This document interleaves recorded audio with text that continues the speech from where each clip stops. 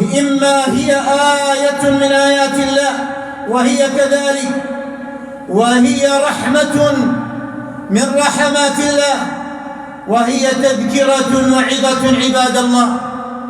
أما كونها آية من آيات الله فقد قال الله تعالى في كتابه: وما نرسل بالآيات إلا تخويفا، وذلك لأجل أن يخاف العباد ويعودوا إلى رب العباد.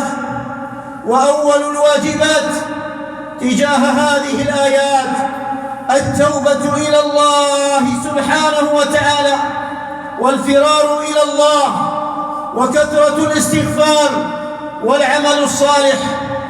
ولذلك لما رجفت الكوفة رجفة، وكان ذلك في عهد عبد الله بن مسعود، قال: أيها الناس إن الله يستعتبكم فأعتبوا، الله يعاتبكم فاقبلوا عتبه واقبلوا ما نزل بكم. وماذا نفعل؟ كيف نرفع عتاب الله؟ بالفرار إلى الله، بالتوبة إلى الله، بكثرة الاستغفار عباد الله.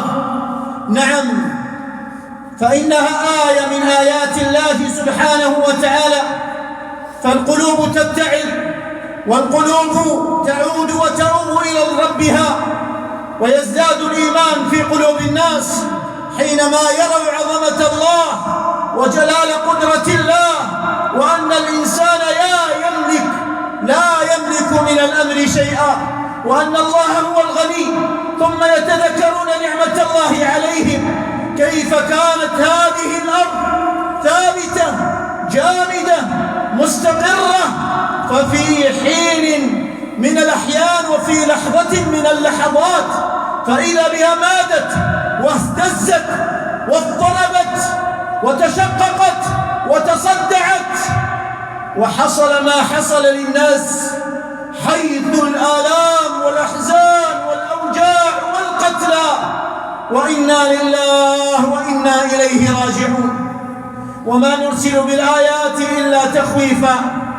عباد الله، اتعظوا من هذه الآيات، عودوا إلى رب البريات واستغفروه جل في علاه، واقبلوا بقلوب مطمئنة مؤمنة راضية بأقداره جل في علاه، وقابلوا ذلك عباد الله بالعمل الصالح